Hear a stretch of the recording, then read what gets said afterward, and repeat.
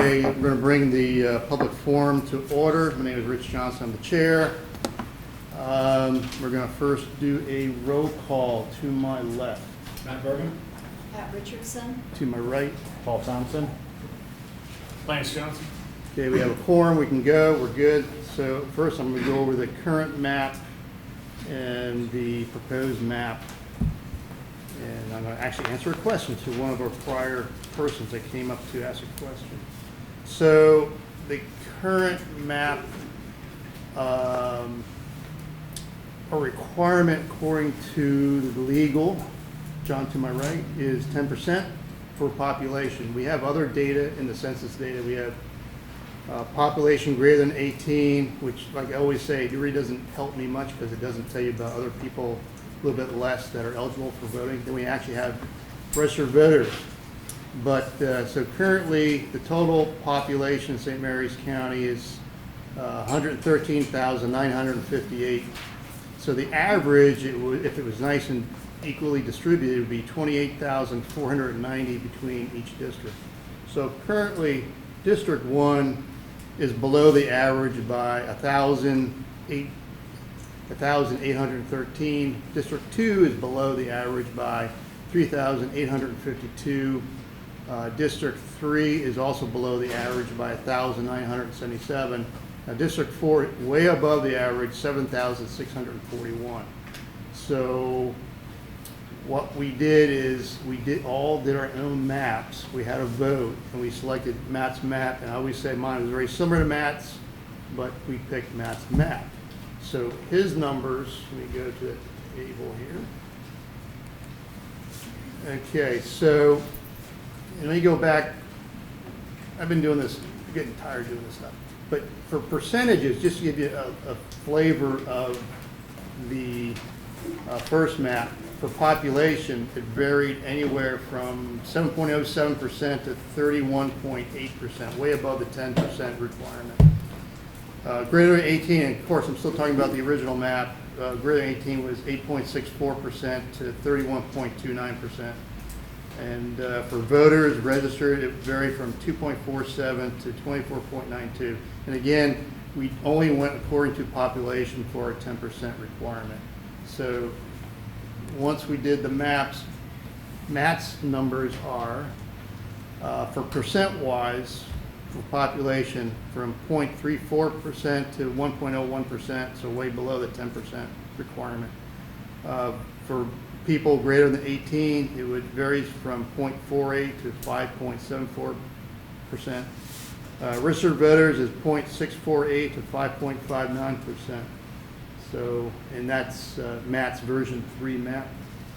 We had to do another one due to other issues. So that is the current balance. So we had other things we also went according to, but we didn't vote on it to make it like a firm. So what I mean is, we had other things in addition to the legal requirement of 10%. We also looked at natural boundaries, rivers, man-made roads to kind of like make the whole different districts a lot smoother. And so that sort of thing we were also looking at. We also wanted to keep communities together. The current map splits up Chestnut Hills and Chestnut Ridge. In our map, it's all combined into one. It's actually pushed into District 2, but now they're all together. And actually, after we actually voted on it, our IT found a community that was split in the Lexington Park area. And so IT was quite good, and he actually had a solution. It was about 100 people, and we brought in real time that community together on the map and did the adjustment with some area below Pax River. And these numbers represent those current numbers, even with that change. So as for a question, on the second meeting in the county commissioner area for District 2, a Caitlin Frayer had a question of, you know, you've got an imbalance in District 4 of 7,641 above the average for population. How in the world can, 28,266 people be impacted by that smaller number. And she said, set a flag in her head. And I understand that. I look at data on base all the time. You see anomalies in the data. It's like, that's kind of weird. But what really occurs is, why are so many people impacted? For example, at least when I attacked the map, it's probably similar to other folks here. So when I attacked it, I first went after District 4 to adjust the over 7,000 above the average. And at the point, you can only, for District 4, it butts up against District 1 and 2. So once you put that population 1 and 2, now you got 1 and 2 out of balance with 4 in addition to District 3, which is all by itself up north. And so for me, the map went through different iterations. I had at one point where District 3 had a shortage of a little bit over 1,000 people, where District 1 had excess of over 1,000. So in order to get sort of level that out too, I had to go through District 2, and of course you push stuff in 2 to get it into 3. So that's how these larger numbers you get. So it's not like we're trying to do something that's not right. So that was my answer for Ms. Caitlin. So Matt, you want to read your? Well, yeah, I just wanted to speak. So first of all, thank you to everybody that's come out tonight, who's come out to the 2 previous meetings, or new plans to come out to the next one. One thing I want to do is better explain to date both the directive requirement and the process that we've gone through thus far. So as you may or may not know, redistricting boards, we utilize the census data and we formulate every 10 years. And what we do is we're designed, we come here to assess population fluctuation and then make the necessary changes to rebalance the respective populations of the 4 county commissioner districts. So through this process, we adhere and we abide by the Open Meetings Act, both the St. Mary's and the Maryland Open Meetings Act. So if you haven't had the chance already, every meeting that we've had thus far discussing redistricting can be found on YouTube. And then all the documents associated with it, if you go to St. Mary's MD, so stmarysmd.com, and go to board docs, there's those resources resting there as well. So when we were told to assess the map, we were to not take into account potential future fluctuation. We could only go off the census data that we were provided. So as Rich stated, there's 3 data sets. There's total population, registered voters, and population over 18. So the legal guidance based off precedent was to use total population. So those are the numbers that we've been primarily focused on. When we started, the delta between the highest District 4 and the lowest District 2 was 11,670 citizens. The current draft is the delta between the highest and lowest is 389. So as Rich mentioned, that following legal guidance and precedents, we use roadways, bodies of water, legal subdivisions as a guide for establishing district lines where needed. So if you have the opportunity to go back and look at the meetings that we've had previously leading up to the draft, we had the representatives from the Board of Elections came in on 3 separate occasions. We asked them, for individuals who change districts, how are they impacted? So they explained that in no way impacts who they may vote for or where they may vote. It would impact for which district an individual can run for county commissioner, which commissioner they would be represented by, and the individuals whose commissioner district changes, they would receive an updated voter ID informing them of their new commissioner district. So in developing the draft, and just keep in mind it's a draft, right? So the objective of obtaining this balance, following this process, whereas we have close to a perfect balance of population, this allows us to move into this next phase where we can sit down and take input from the community and make adjustments based off community input and still maintain that requirement of that 10% threshold between the respective commissioner districts. So again, if you have the opportunity, go check out YouTube, go to St. Mary's Board Docs. We appreciate the input, we take it seriously. We're going to utilize it. This is not the draft map that you see is a draft in nature, and that's it. If you would like to speak and haven't had a chance to put your name on the list, feel free. But I just wanted to provide a little bit more information. And I think with that, Well, one more thing, I forgot some of my housekeeping things I'm supposed to do here. So again, we welcome you all here, but if you have cell phones, put them in, either turn them off or put them on vibrate so we don't have that occur. So John, now it's you. Folks, welcome to the St. Mary's County Redistricting Board public hearing to consider public comments on proposed boundaries of districts for the election of county commissioners in the 2022 general election and thereafter. All those wishing to provide remarks tonight should have signed up on the forms located in the front of the lobby. All speakers tonight will be allotted 3 minutes to address the redistricting board. If you are here to speak on behalf of an organization, you will be allotted 5 minutes. If you are here to speak on behalf of an organization, please state the name of that organization when you give your name and address before beginning your remarks. We will let you know when your allotted time has expired. We ask that you respect the time limits tonight in order to give all those who wish to participate an opportunity to be heard. This public hearing is being video recorded and will air on St. Mary's County Government Channel 95 on Saturday, November 20th at 7 p.m. and will be posted and remain available for on-demand viewing on the St. Mary's County Government YouTube channel. Please note that the public comment period will remain open for 7 days until close of business on November 23rd, 2021. Should any member of the public wish to send an email to csmc@stmarysmd.com or by U.S. mail to P.O. Box 653, Leonardtown, Maryland 20650. The first individual to sign in on the form tonight is Steve Tuttle. Mr. Tuttle, you did not indicate on the form whether or not you would be speaking. I won't be speaking. Okay. So probably, thank you, The second person after you, Mr. Tuttle, was Deanna Gregory. Ms. Gregory? I'm gonna give my, no, I'm gonna speak. If either one of these ladies need to time that come on. Understood. Ms. Gregory, you are going to yield your time. Our first speaker tonight then will be Jessica Jolly.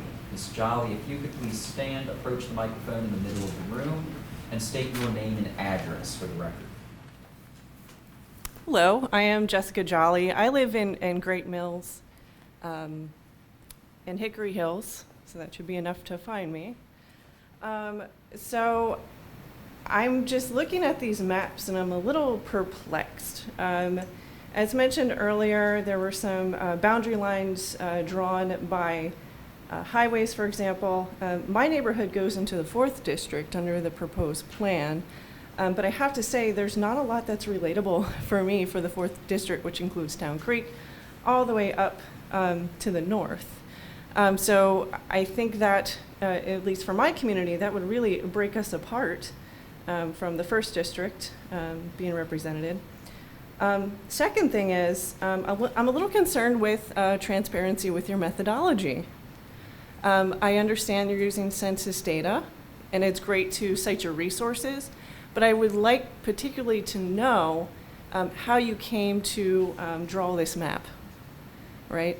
If you've written a research paper, you know you have to list out your methodology for transparency and also replication. So someone can look at it and say, let me try this, let me see how this looks. And the third thing is what you've been hearing is just the diversity of the board. It would have been great to see people from other parties up here. I think it's really important to get other perspectives, and maybe even third-party people that don't really have, the 2 major party affiliations. Lastly, just kind of walking into this meeting, you cited a lot of great facts and items, but for the handouts, we only got these 2 maps. So it would have been great to get some talking points so we could follow along and take that back with us in case there were any questions. So that's all I have. So thank you.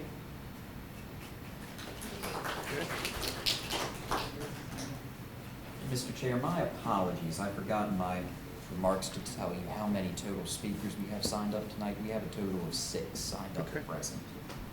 Our next speaker will be Diana Donahue. Ms. Donahue, if you could please approach the microphone, state your name and address for the record. I have no fever.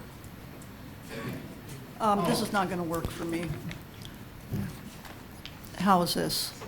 My name's Diana Donahue. I live at 37745 Asher Road in Mechanicsville, and I'm here to oppose the proposed map as it's been drawn. Why do I oppose it? Because to me it makes absolutely no sense. Why do I say that? Let's look at some numbers. Now, we've heard numbers thrown out here, but it's my understanding that the most recent census shows that the population increased in St. Mary's County from 2010 to 2020 by 8%, 8,807 people. I believe that the changes in this map will affect 28,266 people, which is approximately 25% of our total population. This board split 9 election districts, with 6 of them split as a result of how District 4 was redrawn. These are the precincts that, or the districts that were split: 6001, 6003, 2003, 8003, 8007, 8009, 6002, 6004, and 3002. I don't understand how that helps to keep communities together. Just to compare and contrast, between 2000 and 2010, our population increased by 21.97%, or 18,940 people. And yet the 2011 redistricting board only moved 1 election precinct from District 2 into 4, while this board has made so many changes. Why did that have to be done? Why did 25% of our population have to be impacted by these changes when the increase was only 8% in total population, 8,800 people? I don't understand it. It makes no sense to me. The other thing that is very telling to me is that this proposed map removes the 2 precincts with the highest percentage of minority population and replaces them with exactly the opposite. What is going on? What is the purpose behind this map as it has been redrawn? It makes absolutely no sense. I would ask this board to reconsider, and if I had ready access to the county maps, I could have looked at some of the numbers and maybe even come up with my own map, but that's easier said than done these days because, as the previous speaker mentioned, this process is not real transparent. It would be a great aid to all of us, I think, in looking at these numbers and looking at the shifts that have been made, and looking at whether there would be a better way to do it, to have the information readily available. It's not. It's hard to find. And that suggests a lack of transparency. So I'm very much opposed to this map. Thank you.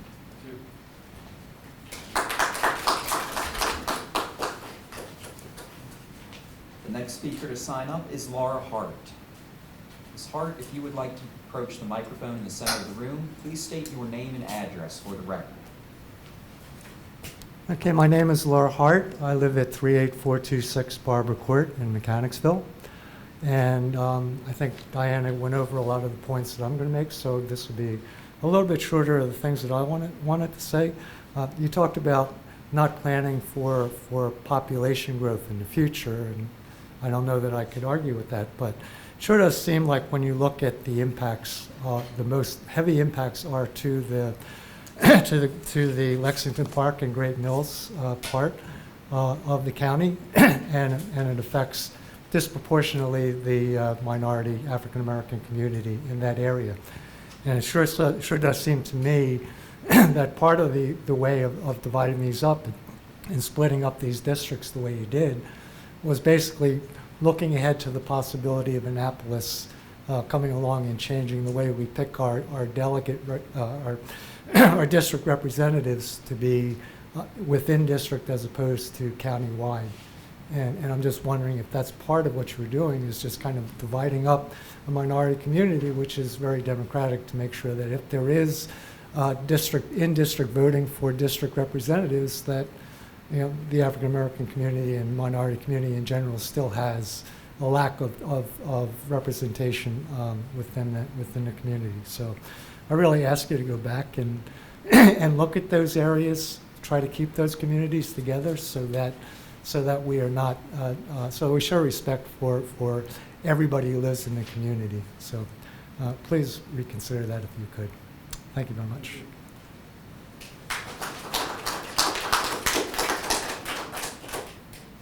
Our next speaker to sign up is Josh Guy. Mr. Guy, if you would please approach the center microphone, state your name and address for the record before beginning your remarks. Good evening. I live at 39160 Guy Family Way in Mechanicsville. When looking at this map, it looks like the first district gains resemble some gerrymandering that I've seen recently. And I think it's important to keep communities together. You guys mentioned that earlier in the meeting about keeping communities together. The needs for Lexington Park compared to other rural areas in Hollywood are very different. And I think the benefits of keeping the community together are very strong. So that's all I wanted to say. The map is a little weird, but hopefully you guys can work that out. And thank you.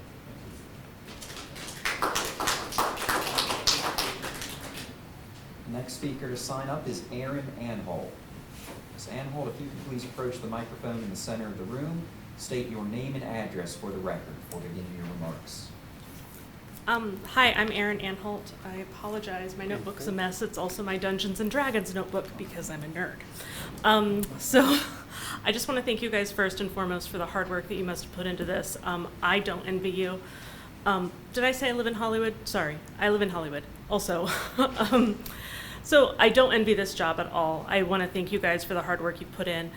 I also want to say I work with a voting advocacy org that works with military spouses to help increase the voter registration and turnout amongst military spouses. I've been up to my elbows in voter information because all the information from last year's federal election has just come out. And something I read today that I thought was very concerning was changing the precinct or voter registration of people suppresses turnout. This is especially true among elderly, non-minority populations. This was done by the Pew Research Association, which is a nonpartisan research group. And I will email the link later this evening. This is most present among white elderly people because they don't often have the same voting supports that minority populations have developed over the years. The second thing I want to say, I carry 3 cards in my wallet, and this actually does 3 ID cards. I have my Maryland driver's license, my military ID card. My husband just retired. We chose to settle here after over 20 years in the military. And my certified degree of Indian blood because I'm a citizen of Choctaw Nation. And I promise this does all factor into this.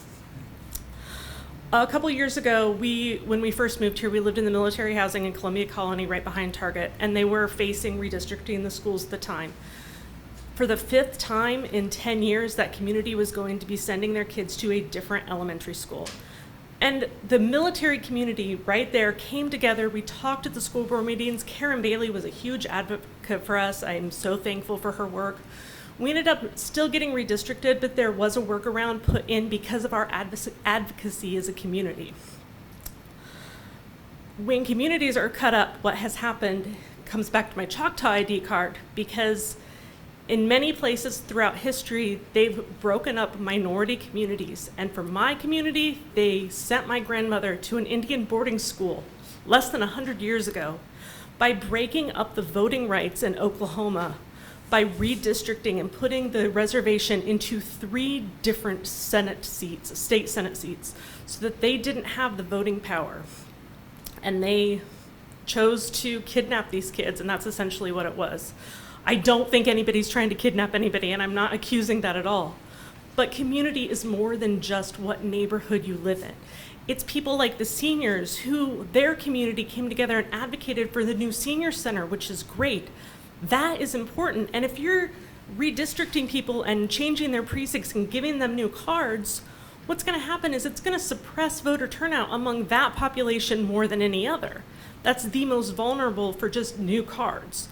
Those things are important. Community is not just your neighborhood. My neighborhood is a part of my community, but it's also not the whole thing. Keeping communities together is not just what street you live on, but the people who share the same political interests. Thank you.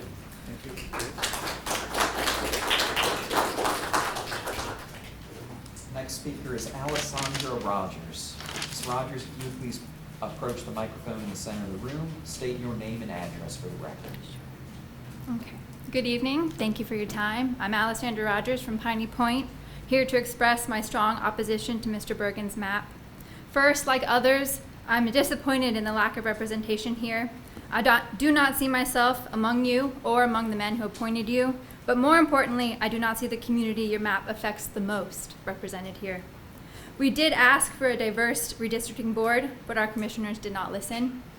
Then, when this board heard the county attorney outline how preserving communities of interest was the strongest goal, you still did not listen.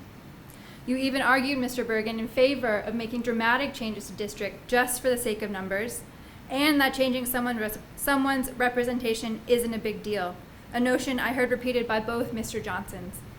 I find it deeply troubling to see such an unrepresentative group work to maintain that they understand how everyone feels and that representation changes are not a big deal. It is true, however, that currently all districts can vote for all commissioners, so these maps shouldn't change voting abilities, as it is. However, those paying attention to House Bill 655 know that if it passes, it will change this process and allow districts to vote for their own representation with a plurality from that district. This is significant. Consider how dramatic these changes feel now through that lens. But Mr. Bergen finds clumping communities by any demographic besides strictly where they appear on the map, quote, very scary. Sir, I find it scary that this board is so out of touch that they want to argue that people of different incomes, backgrounds, or types of communities do not have different needs and wishes that deserve your respect. A rural community where everyone owns land and vehicles, extras of both for hunting and crabbing, is different from a more urban one where residents do not own land and are more likely to rely on public transportation. District 4 is unique. Lexington Park and Great Mills are dense, yes, but they are also the most diverse of this county with the highest concentration of minorities, and they deserve your respect, not your fear. You've already been advised by the county attorney that, quote, respecting natural boundaries and the sort of communities they may naturally form, unquote, was the least arbitrary precedent, but that making dramatic changes to districts just to make numbers perfect, or so districts physically touch on the map, or to prioritize future growth speculation were all weaker arguments. Now, on top of that, the community, noticeably unrepresented amongst your ranks, is here to tell you you do have your priorities backwards. You have yet to budge from what I can tell this whole process, even with this advice from your lawyer and multiple protests from Mr. Thompson and Dr. Richardson, who were able to meet criteria and respect existing communities. It can be done, and we have been showing up to tell you that we expect it, and I hope, finally, you are listening. Thank you.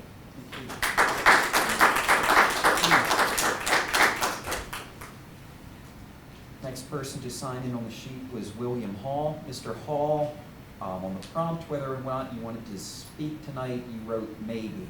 Is it your desire to address the board at this time? That was our last speaker to sign up. Are there any others present tonight who wish to address the board at this time? Mr. Chairman, seeing none, I believe that concludes your public hearing. So no one, going once, twice, three times, everyone's good? Okay. Meeting adjourned.